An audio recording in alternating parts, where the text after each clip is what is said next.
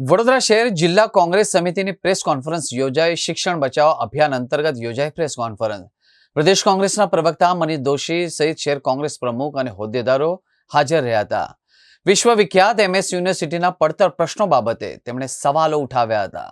15-20 વર્ષથી કામ કરતા કોન્ટ્રાક્ટ ઉપરના લેક્ચરર માટે સુપ્રીમ કોર્ટે એક આશીર્વાદરૂપ ચુકાદો આપ્યો કે સમાન કામ સમાન વેતનના નિયમનું સંપૂર્ણપણે ગુજરાતની ભાજપ સરકારે ઉલ્લંઘન કર્યું છે।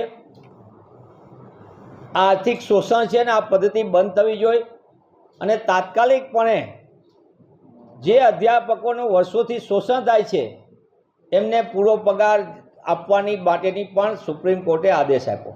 આ આદેશના કારણે ગુજરાતની આર્થિક શોષણ કરતી ભાજપ સરકારને તમાચારૂપ છે અને સાથે સાથે સુપ્રીમ કોર્ટે એ પણ વાત કરી છે કે એક દિવસ માટે ગુરુ પૂર્ણિમા, ગુરુ બ્રહ્મા, ગુરુ વિષ્ણુ કરવાની જરૂર નથી। ગુરુ એ કાયમી ગુરુ હોય, જાહેરાતમાં વિશ્વગુરુ લખવાથી ગુરુ નથી થવાતું। એની માટે તમારે વર્ગખંડની અંદર શિક્ષક અને વર્ગખંડની અંદર અધ્યાપક આપવા પડે। આ વાત પણ સુપ્રીમ કોર્ટે કીધી છે, પણ સુધરવાનું નામ ન લેતી ભાજપાની સરકાર, શિક્ષણ વિભાગ જે ભ્રષ્ટાચારનું એપી સેન્ટર, દિશાહીન, અને એના કારણે આપ જોતા હશો કે ગુજરાતની અંદર સરકારી અને granted arts, commerce college, law college સહિતની કોલેજોમાં, યુનિવર્સિટીઓમાં 45%થી લઈને 65% અધ્યાપકોની લાંબા સમયથી જગ્યા ખાલી છે। વર્ગ 3-4ની 65%થી લઈને 75% જગ્યાઓ ખાલી છે। આ પરિસ્થિતિ આપણા સૌના માટે ચિંતાજનક છે। સાથોસાથ રાજ્યની અંદર તાજેતરની અંદર યુડાયસનો રિપોર્ટ આવ્યો। હું યુનિવર્સિટીના એક પાર્ટનું કીધું, બીજો પાર્ટ પણ કહીશ, પણ એની વચ્ચે હું તમને પાયાનું શિક્ષણ, કોંગ્રેસની સરકારે શિક્ષણનો અધિકાર આપ્યો અને ગુજરાતની ભાજપ સરકાર શિક્ષણનો અધિકાર છીનવી રહી છે અને એની બાબતે હું આપના ધ્યાન ઉપર મૂકી રહ્યો છું। ગુજરાતની અંદર 40,000 કરતાં વધુ શિક્ષકોની જગ્યા લાંબા સમયથી ખાલી છે। ગુજરાતની અંદર 15 વર્ષથી શારીરિક શિક્ષણના શિક્ષકોની અને અધ્યાપકોની નિમણૂક નથી થતી। 15 વર્ષ કરતાં વધુ સમયથી લાઇબ્રેરિયનની નિમણૂકો નથી થતી। સરકારે આમ બંધ જ કરી દીધું છે। કોમ્પ્યુટર શિક્ષકની ભરતી નથી થતી।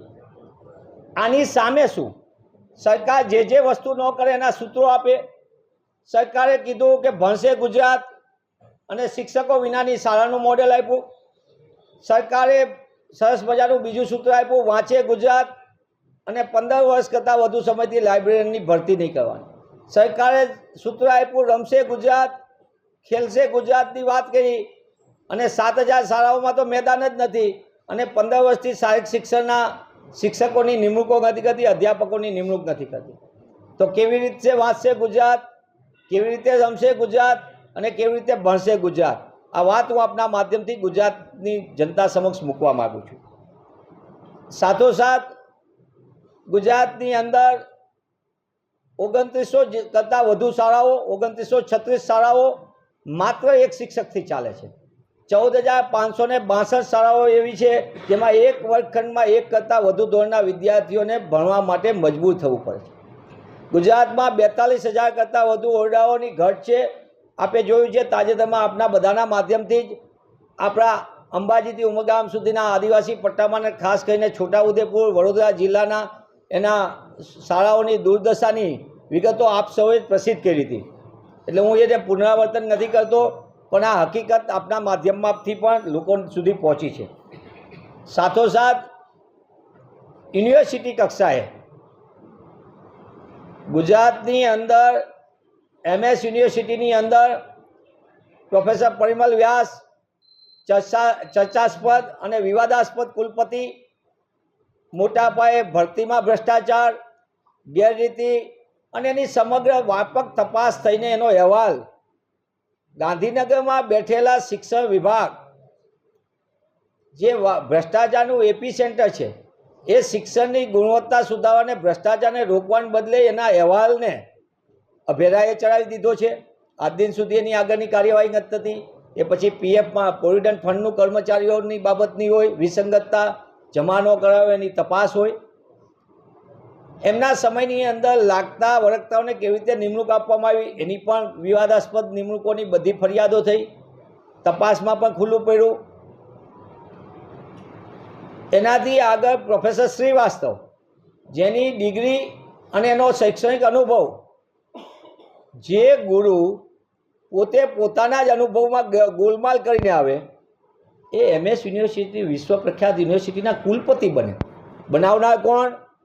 જે તે સમયે એમને નિમણૂક આપવાની સમયે પણ જે તે અધ્યાપકોએ અને શૈક્ષણિક સંસ્થા સાથે સંકળાયેલા લોકોએ રજૂઆત કરી હતી, પણ સરકારને ગમતા હતા.